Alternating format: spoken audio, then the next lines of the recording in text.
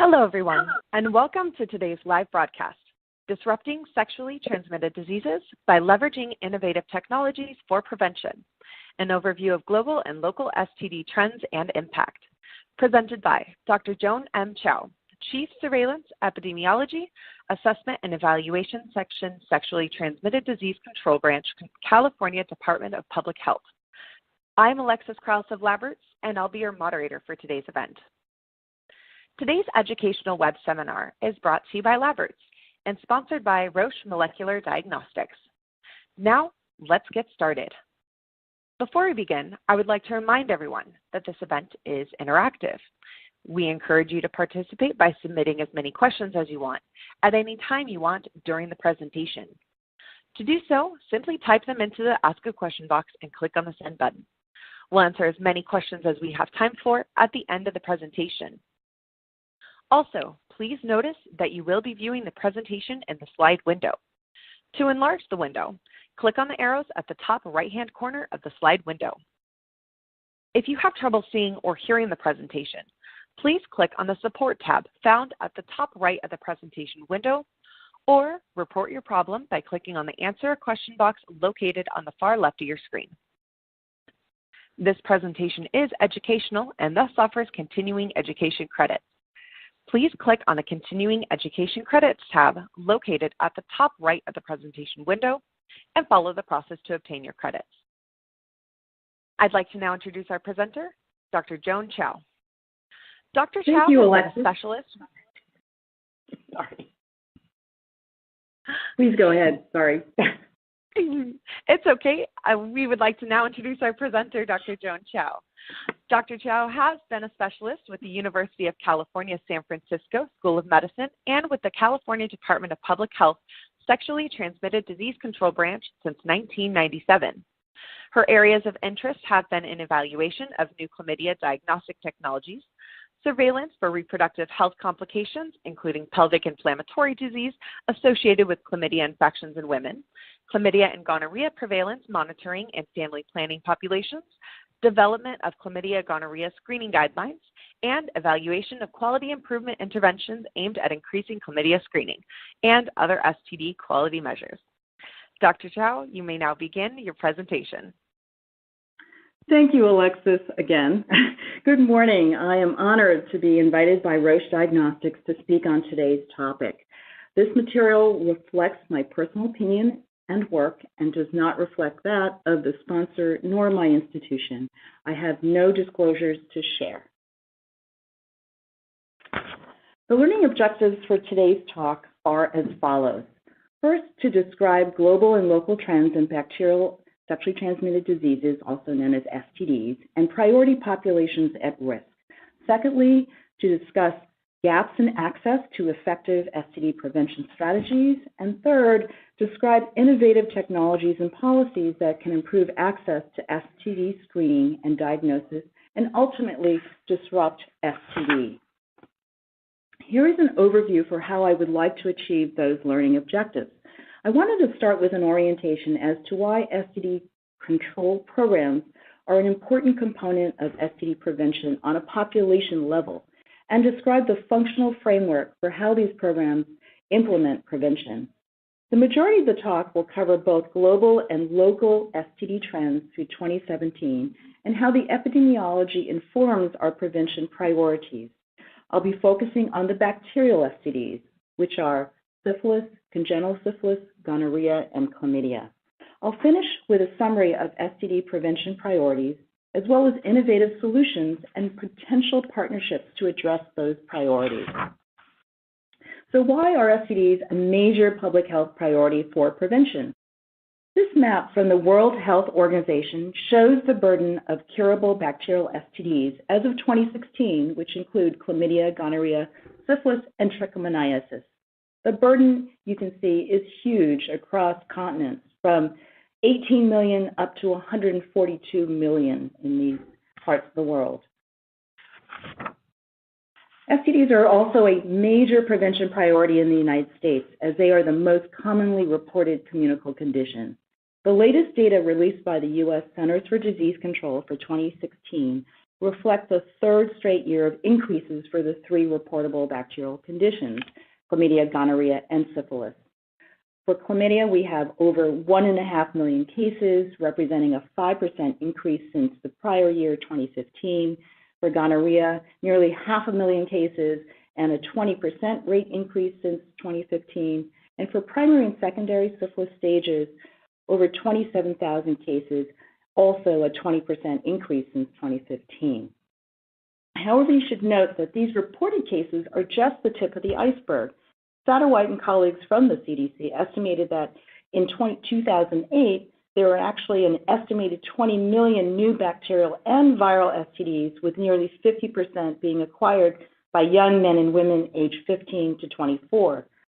Most of these infections were asymptomatic and had the potential to cause adverse reproductive outcomes, such as infertility, neonatal complications, and increased risk for acquiring or transmitting HIV.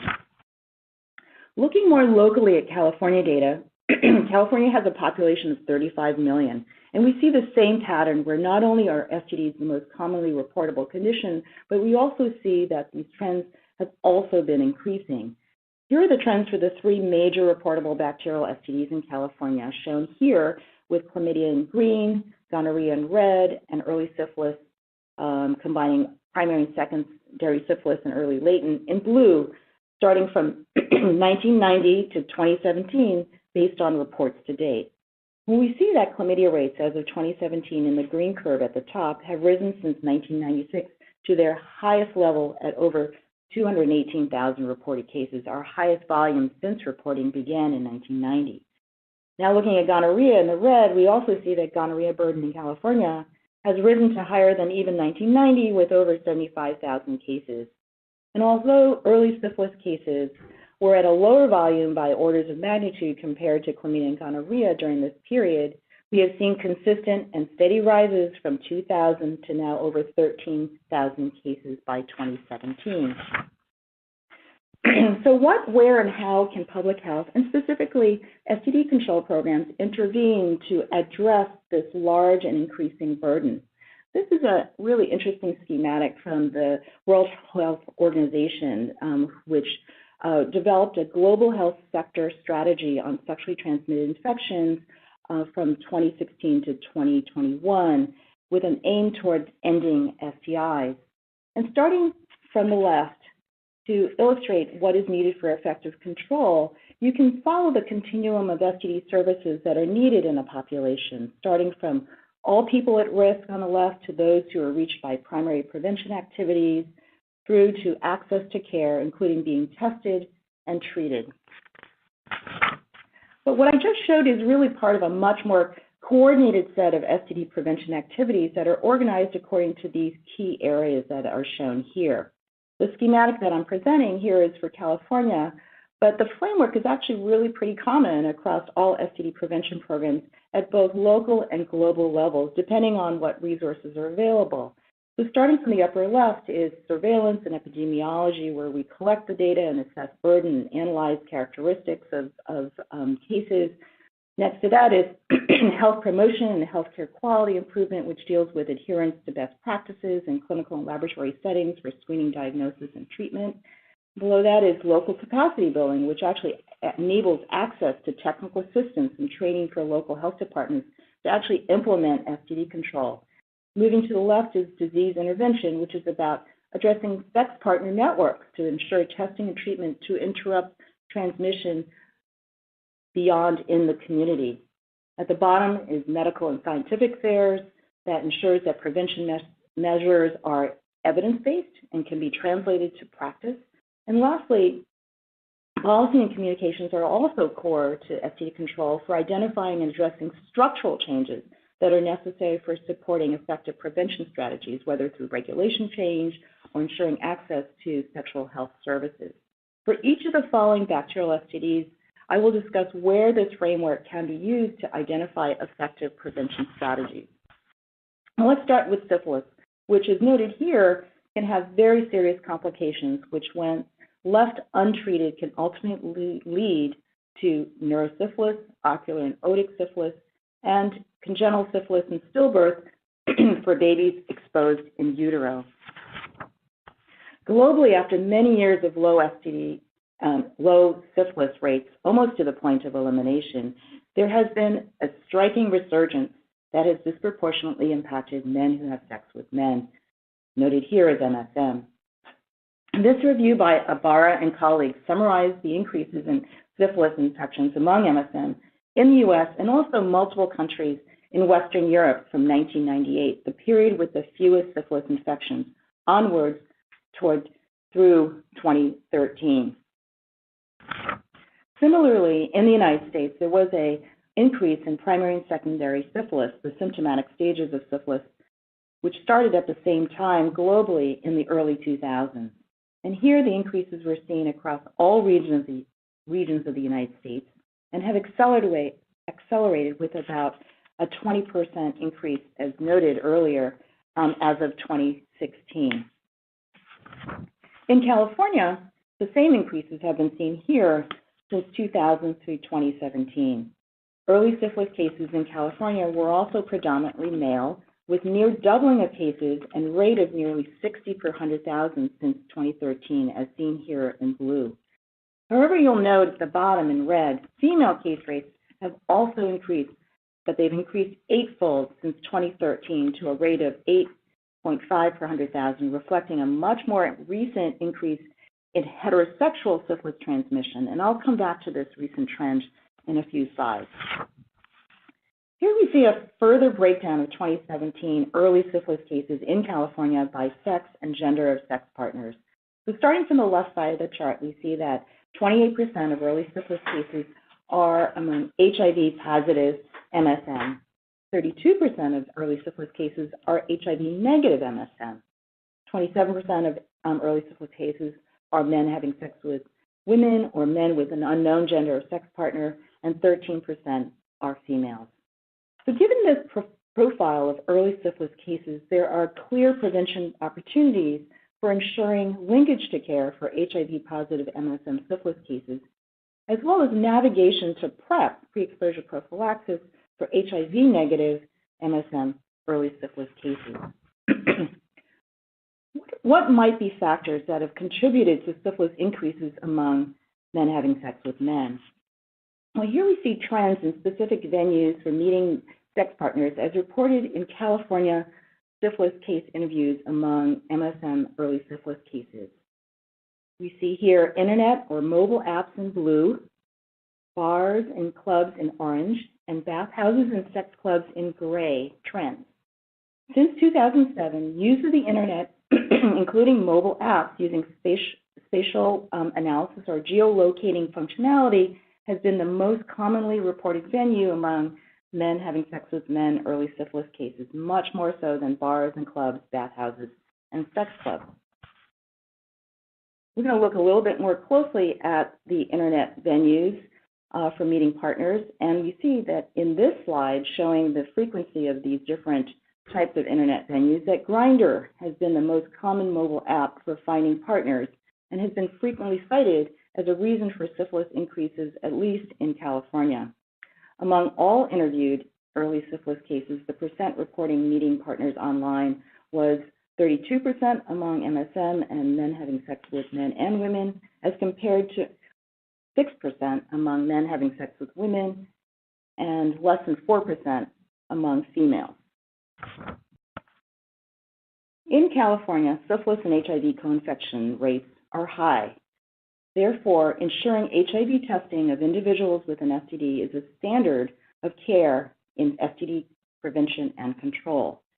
This particular national program outcome measure in the United States is used to analyze the percent new HIV testing amongst syphilis cases that were initiated for follow-up by the local health jurisdiction, and the associated new HIV positivity amongst those who are tested.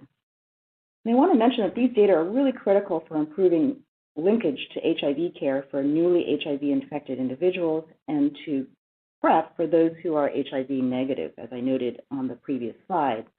And you can see here on the right that in the California project area and San Francisco, little over half, just over half of early syphilis cases who are eligible actually received HIV testing. And pretty consistently, though, where HIV testing does occur, the yields are high, about 6 to 7% HIV positivity in California and San Francisco, thus making a case for why HIV testing among syphilis cases is cost-effective. Conversely, what about syphilis screening among HIV clients? We also know that HIV care clients are at risk for syphilis, and therefore there are national recommendations for syphilis screening among MSM clients in HIV care per the Centers for Disease Control. So this chart shows variation by city and state in the proportion of MSM clients in HIV care settings that were screened for syphilis. And the California project area is shown here at the lower end at 42%. So there's definitely work to be done. So how can STD programs use this type of information? Can we leverage the internet and mobile apps to increase STD HIV testing? And I think the answer is yes. Grindr actually has launched new opt-in HIV testing reminders to help to users to get testing to occur more regularly per these national guidelines. And they actually have a huge market. They're promoting this to their over 3.6 million users to find HIV testing sites in the U.S. by networking with over 200 LGBT community-based organizations. And this is their website here that is also being promoted through a partnership with the National Coalition of STD Directors called Building Healthy Online Communities. However, I wanted to go back to the other concerning increase in syphilis that we saw for women in California, where the early syphilis rate increased 7 times during the past 5 years.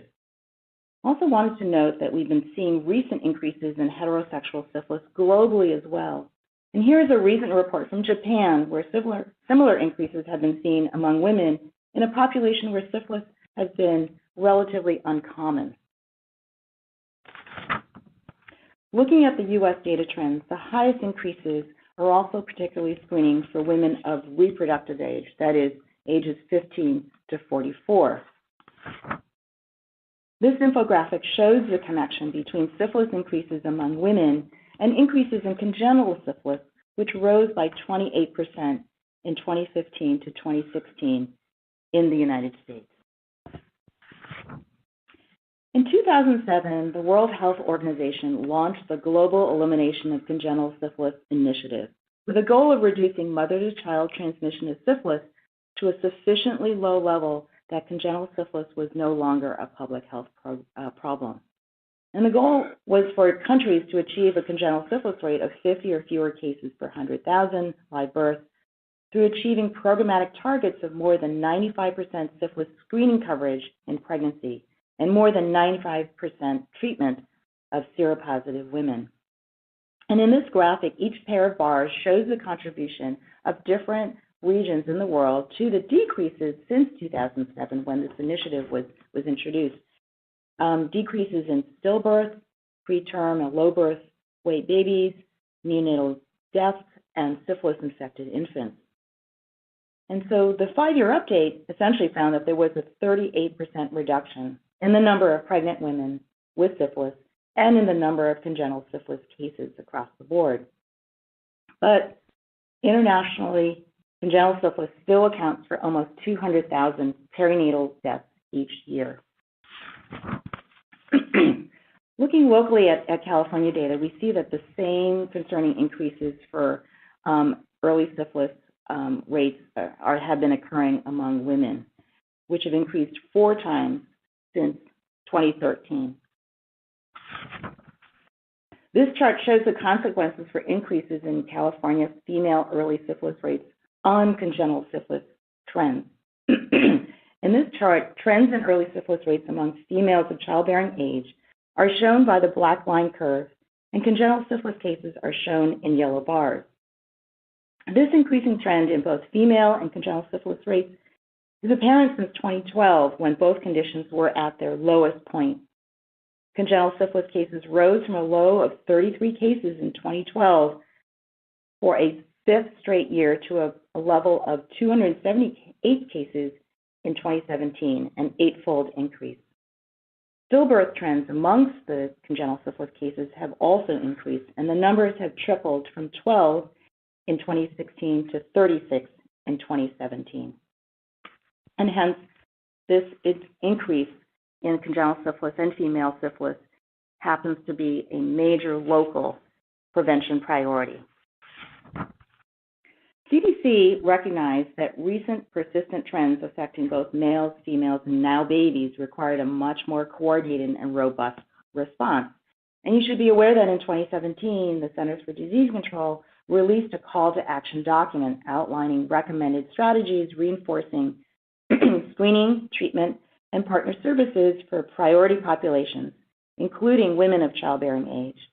And I focus here on the specific call in the box for university and industry collaboration to develop and bring to market novel syphilis tests and to conduct clinical research to assess the performance for effective prevention. And this slide takes the gaps in STD program prevention for syphilis and offers some innovative solutions for syphilis control.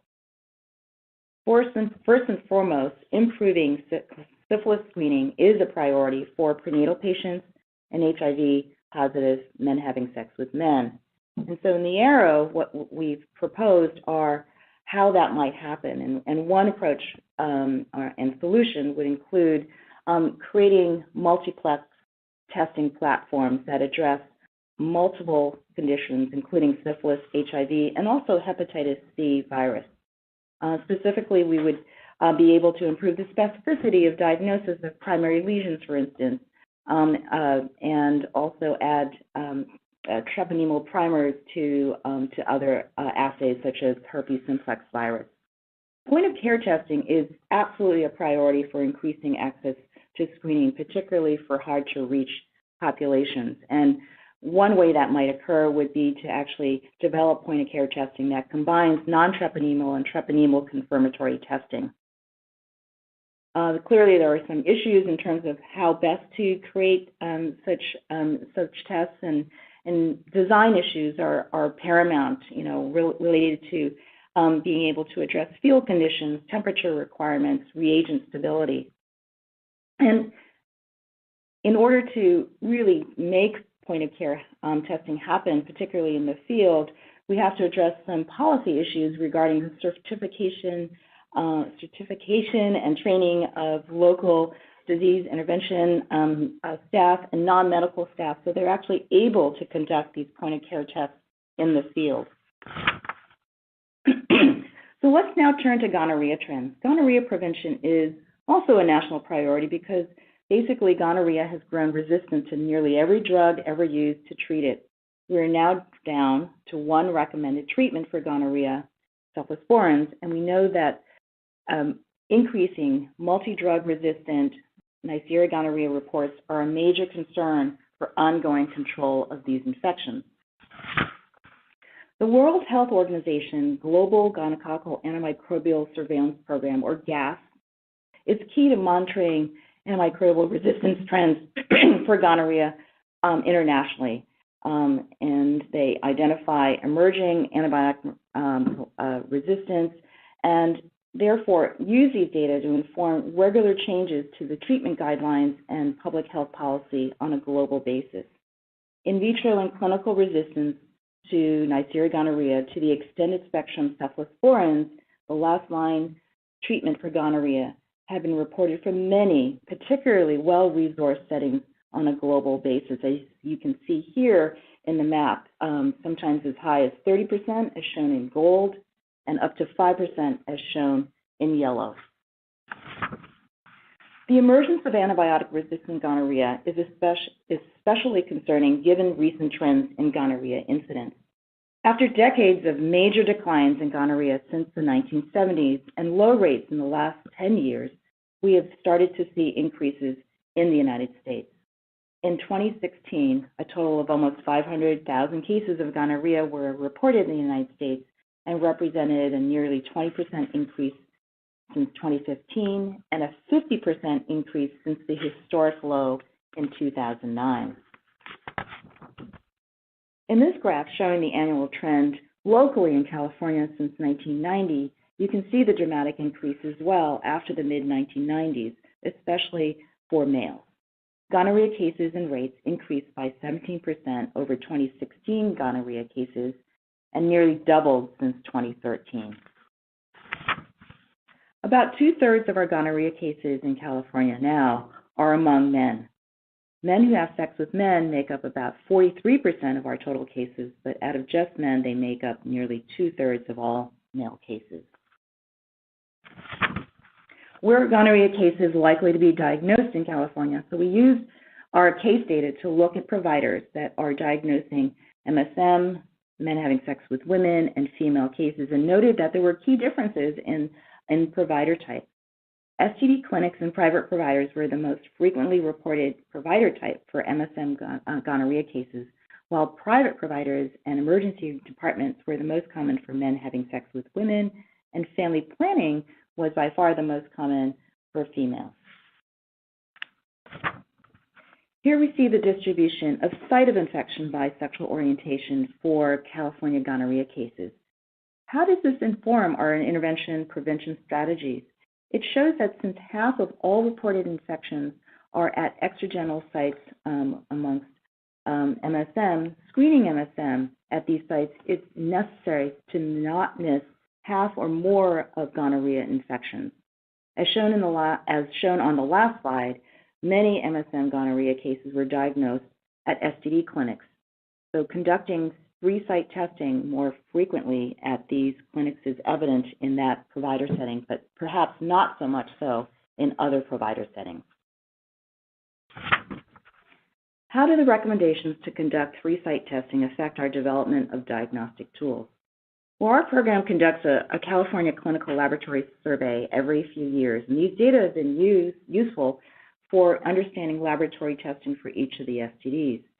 So here we see the trends for gonorrhea test types, where the green line shows the increase in the use of nucleic acid amplification tests for gonorrhea during the 2000s, where it has been the most common test type. The higher sensitivity of nucleic acid amplification tests for GC extragenital testing compared to culture has definitely improved our ability to diagnose and treat these otherwise undetected infections. Adherence to 3-site testing may well have been a factor in increased gonorrhea case reporting, particularly in San Francisco, in LA, and California. In contrast to the increase in the nucleic acid amplification tests, gonorrhea culture, shown here in blue, has declined from about 40% of gonorrhea tests to less than 5% of all gonorrhea tests conducted in California. So what are the implications for understanding trends in gonorrhea antimicrobial susceptibility trends, a concerning issue that we started this section with? The Centers for Disease Control has been monitoring gonorrhea antimicrobial resistance patterns via a multi-site network of STD clinics, which submit 25 isolates per month for antimicrobial susceptibility testing at local public health laboratories and CDC. This is a surveillance effort that is similar to what I mentioned earlier that is being conducted by the World Health Organization. As noted earlier, we are down to the last antibiotic class of cephalosporins for gonorrhea treatment, which now consists of dual therapy with ceftriaxone injection as well as azithromycin. And here we see the annual trends in the percent of gonorrhea isolates with MIC alert values associated with a decreased susceptibility from 1992 to 2017, just in California. The orange portion of the bars indicates cefixime, and the red bar indicates ceftriaxone. Increases in MIC alert values for cefixime resulted in changes in treatment recommendations such that it's no longer a recommended first-line treatment. So the take-home points here from this slide are that the percent of isolates with alert values is declining and that there have been no treatment failures in the United States. However, there have been reports of gonorrhea cases in Japan and most recently in the UK that have required much higher doses of ceftriaxone. Clearly, enhanced international collaborative actions are crucial for the control of gonorrhea.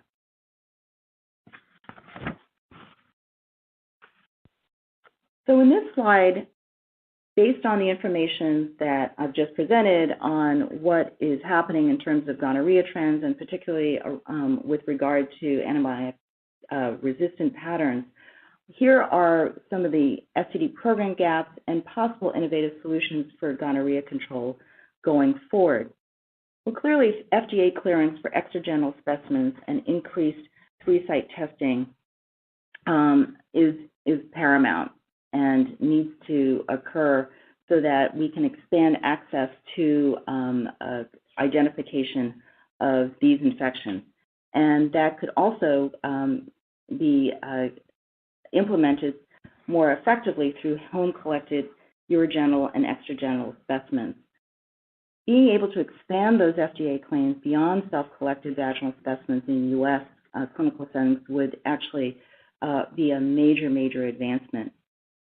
Secondly, being able to develop rapid molecular point-of-care tests to detect antibiotic resistance for symptomatic versus asymptomatic patients would be another major priority.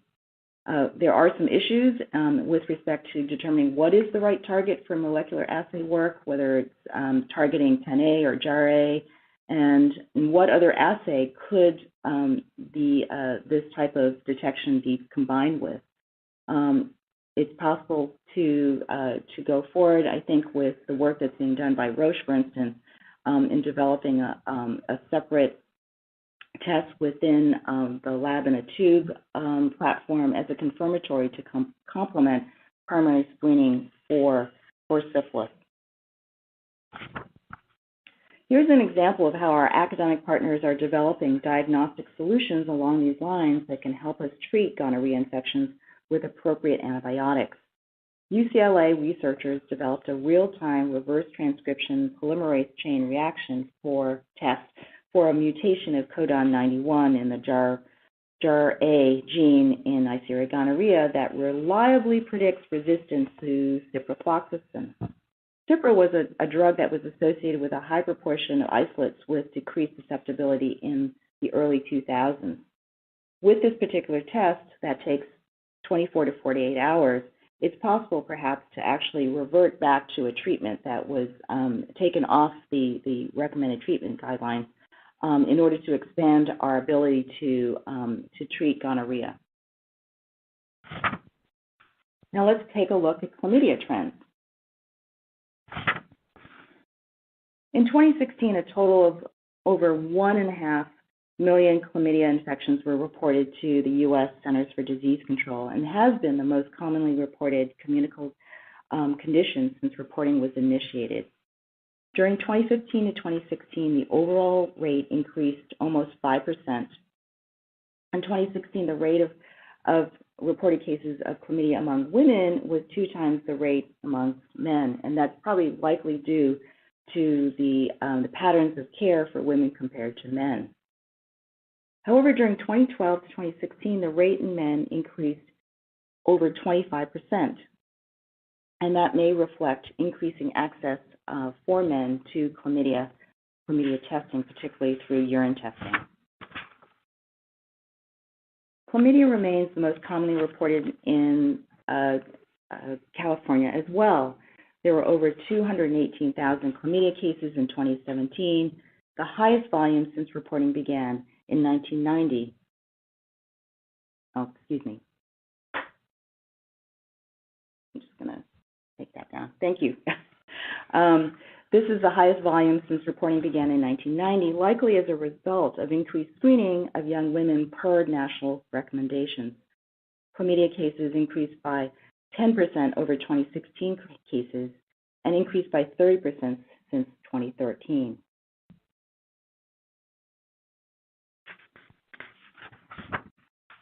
And here again we see,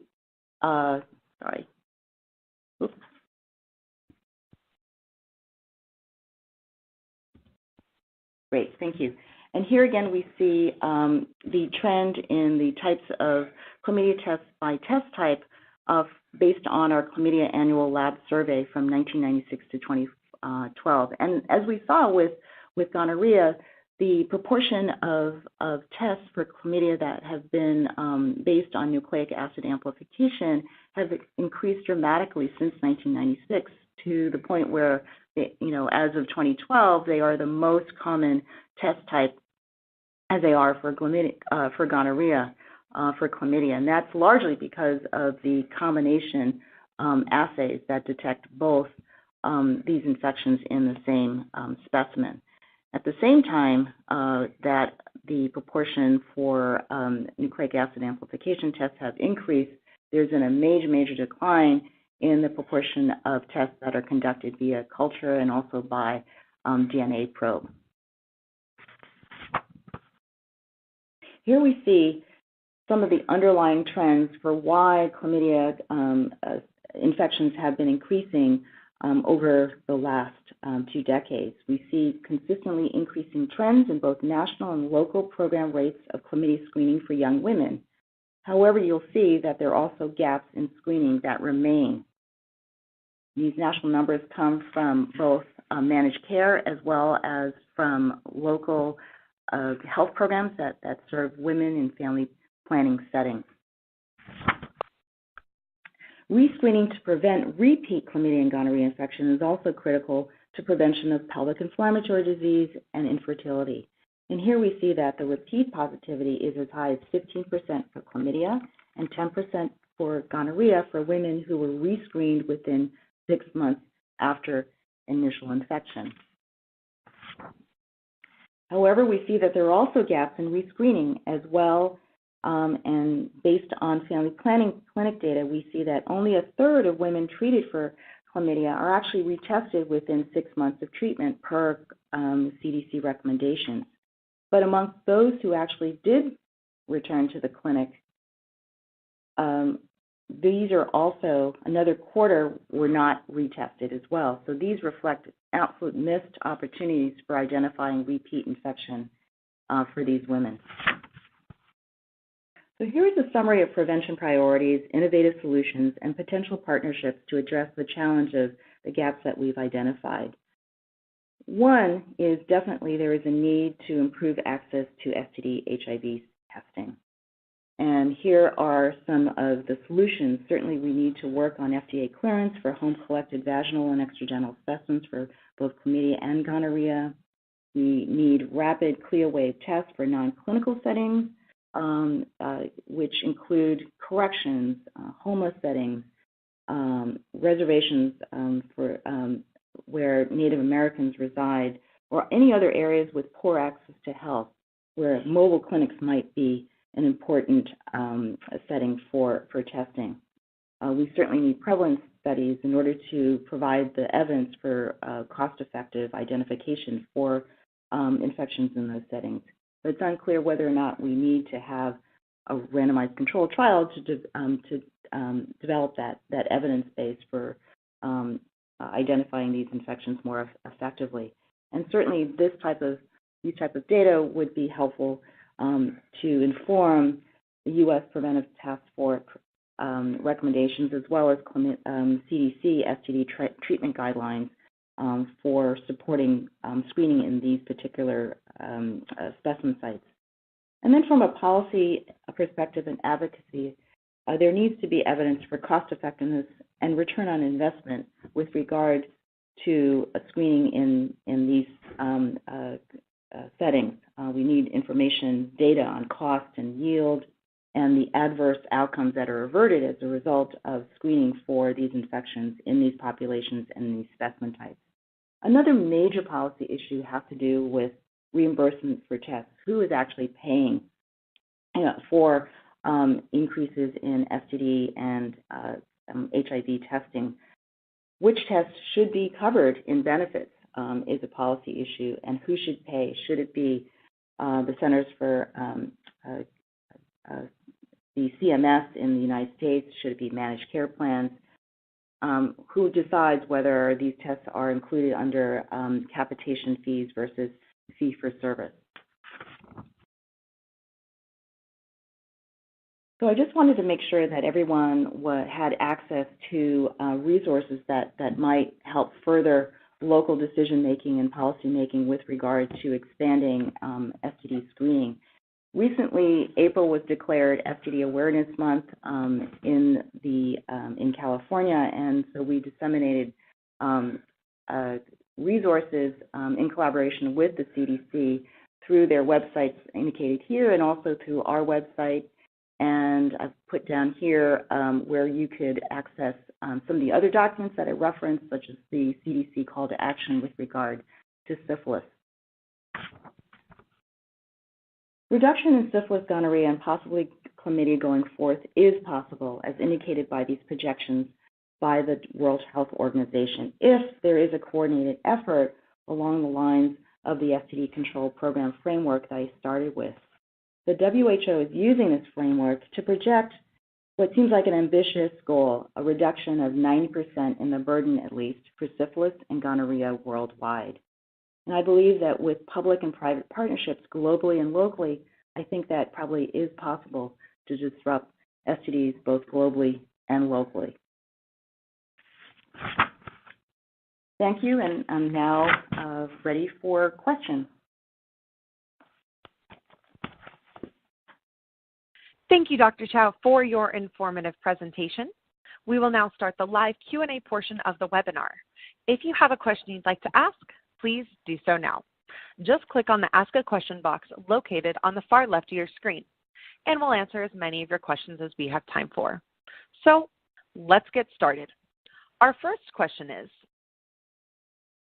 you have made a strong case for the continued development and utilization of point-of-care tests for syphilis to increase access to screening, particularly for hard-to-reach at-risk groups. What are some of the research and policy barriers that need to be overcome to facilitate the use of these point-of-care tests? That's a really important aspect, I think, of local STD control, particularly for these hard-to-reach populations that don't access clinical settings. So the kind of data that we have really is from small outbreak response type efforts by county and state STD programs. So I think being able to do a much more systematic assessment of these efforts of using point-of-care tests such as syphilis, point-of-care, treponemal point-of-care tests is really important. We don't see much of those data being reported in the literature.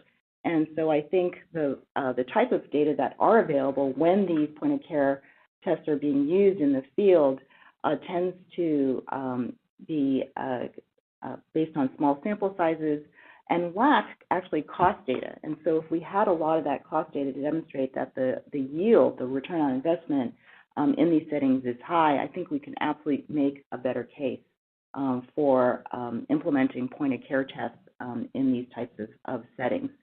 The other issue with regard to policy, I think I alluded to earlier, had to do with reimbursement and funding for these point-of-care tests. Often local health departments are really pretty limited in their ability to pay for these tests.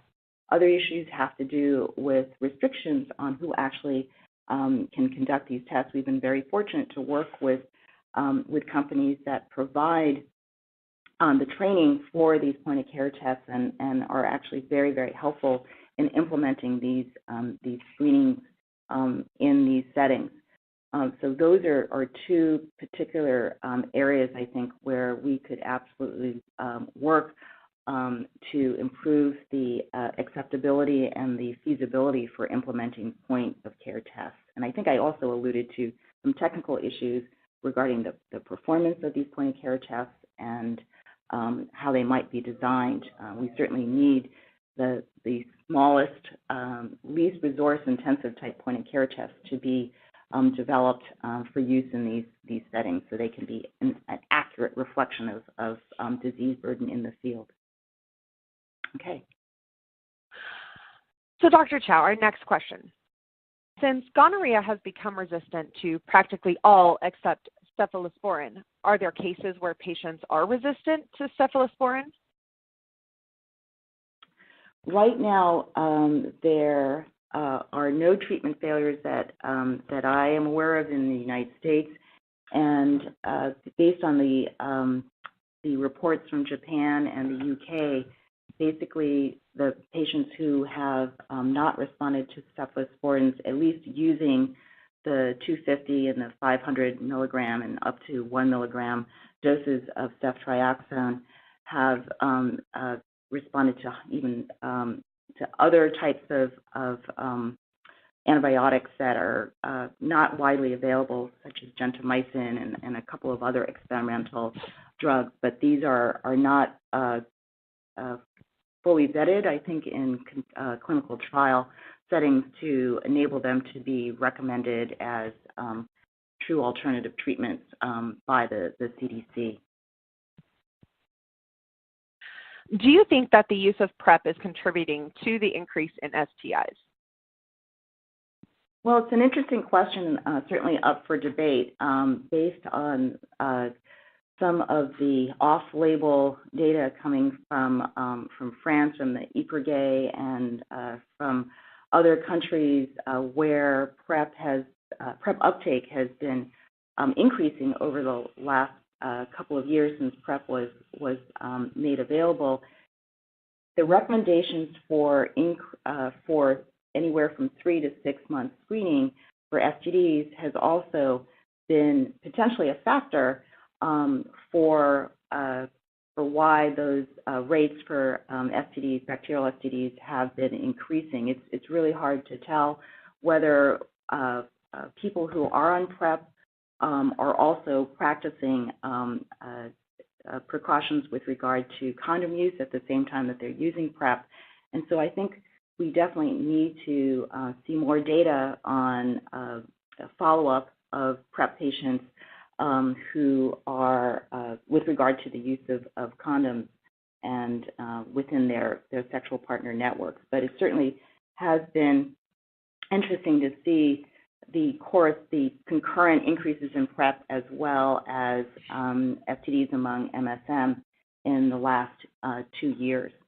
So it's a possible factor, but you also have to deal with the fact that we're screening to identify infections that may not have been identified before because of the recommendations to screen more frequently. So Dr. Chow, considering the trends in Europe towards home testing, what, in your opinion, is the biggest hurdle for widespread implementation in the U.S.? I think you're referring, you said home testing, right? Yes, ma'am. Okay. Right now, none of the FDA-approved tests for chlamydia and gonorrhea have been cleared for home testing. Right now, the FDA has approved these for clinic settings only, and if laboratories would like to make available access to testing for specimens that are collected at home and then sent into the laboratory, that is possible if the laboratory does a validation to collect these specimens and demonstrate that they have the same performance as specimens that would have been collected in the clinical setting. And one of the exciting innovations, I think, in the last 5 to 10 years has been the availability of online access to chlamydia and gonorrhea testing. Charlotte Gatos' work with developing a website called I Want the Kit has been really, really instrumental in enabling people who do not feel that they can go to a clinic to submit specimens and prefer the confidentiality of submitting a specimen by collecting one at home and sending it in, has been a real exciting development, I think, in expanding access to confidential services, testing services to people who need to be tested. And so that expansion of online testing has been really pretty remarkable. If you go on the website, on the internet, you actually see a fair number of laboratories that will provide these services. And the assumption is that these laboratories have satisfied CLIA validation requirements in order to receive those specimens that are collected not in the clinical setting. Now, STD screening rates do not seem to be at the optimal levels to effectively identify and treat asymptomatic STDs. What are some barriers that providers face when adhering to recommend STD screening guidelines? Well, providers, as you saw in the that continuum of STD service, are a key part of assuring that when people do access care, that they actually are going to be assessed for risk and screened appropriately.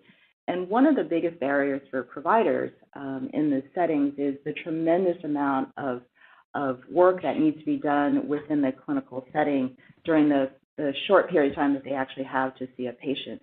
And so with the emergence of electronic health records that they are entering data into, I think it's absolutely possible to facilitate that type of risk assessment amongst providers. One of the biggest barriers that we've identified for providers is, first of all, being aware of risk assessment questions that they need to ask every sexually active person, or even to determine whether someone is sexually active, and then to be able to ask the appropriate questions so that they can understand what types of tests need to be done. With the availability of electronic health records, there are some opportunities actually to build in alerts within the electronic health record so as to facilitate not just risk assessment, but also the ability to take the information from the risk assessment and determine whether or not a particular type of STD or HIV test is recommended for that person. I think that providers also may not be aware because they haven't been trained to do these types of assessments and be aware of these types of screening and treatment recommendations. And so I think awareness is another major gap for providers, and the kind of websites that have been developed, I think, by the CDC and local STD control programs, I think have a lot of that information, making them aware of that, sharing that with local providers, I think would be a major step in terms of increasing their ability to identify opportunities that would otherwise be missed for patients that they are seeing. So those are, I think, the two big issues in terms of awareness and then also technical assistance for providers.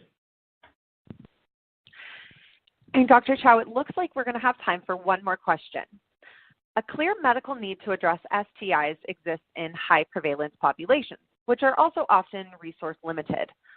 Can you outline the key hurdles to implementing screening and diagnostic tests in these populations? Well, I think, first of all, having data that shows that there is a high burden in these settings is really, really critical. And I think, as I mentioned before, there are smaller studies, I think, that attempt to demonstrate this. Having the data to demonstrate that, with those high yields, you actually can have a cost-effective yield for implementing these types of screening programs in high prevalence populations like corrections, the homeless, and so forth, is really, really critical, I think, for convincing our local partners as well as national partners that this is going to make a wise investment, essentially, for reducing STDs. It makes the most sense, I think, to use the limited resources that we have on a local level as well as a national and global level to really make decisions where the highest return on investment is actually realized by screening in these populations, and we certainly know from the smaller studies where they are. Over the last couple of years, we've seen a real decrease, I think, in the amount of funding that has been going to local and state STD programs with regard to testing and support for partner services for follow-up. And so I think, again, those are the areas where we need to invest significant funding. We've been level funded, I think, on a local and national level for many years now. And in the context of the increases that I just shared, I think that's going to be really, really problematic. We're being asked, I think, from the public health perspective to do more with less resources, and that extends from everything stemming from access to condoms and doing risk reduction counseling through ensuring access to care, preventive services, as well as treatment services for following up those who are positive, to partner services to really, really expand prevention throughout the community. Thank you again, Dr. Chow. Do you have any final comments for our audience? No, I hope that this has been an enlightening presentation for the audience, and I'm happy to receive any questions following this presentation. Before we go, I'd like to thank the audience for joining us today and for their interesting questions. Questions we did not have time for today will be addressed by the speaker via the contact information you provided at the time of the registration. We would like to thank LabRoots and our sponsor, Roche Molecular Diagnostics, for underwriting today's educational webcast. This webcast can be viewed on demand through January of 2019. LabRoots will alert you via email when it's available for replay. We encourage you to share that email with your colleagues who may have missed today's live event. Until next time, goodbye.